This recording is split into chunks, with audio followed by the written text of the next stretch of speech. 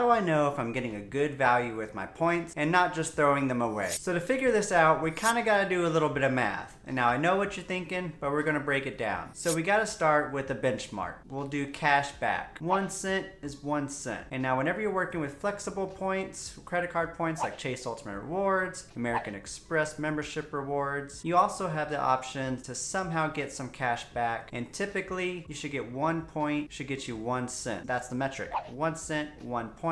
That's the benchmark. So with flexible currencies like the ones I've mentioned, as well as Citi, Capital One, and Bilt points, you should really be getting more than 1 cent per point. With that being said, there are other currencies. Main ones that come to mind include IHG, Hilton, and sometimes Marriott points. 1 cent per point isn't always achievable and not necessarily the benchmark you should be reaching for. So we're trying to get more than 1 cent per point with our award redemptions. How do we know how many cents per point our award redemption's giving us? Cue the math. So here's the formula. Bear with me. You take the total cash price of the redemption, the hotel stay or the flight, and then side note here, most of your flight redemptions, you pay the point price as well as any taxes and fees that aren't covered by the points. So what you do is you'll take that cash price, subtract those taxes and fees, and then you divide that number that you get by the total number of points you use. That'll give you a decimal, and that's when you panic because math is hard. And so you see the decimal,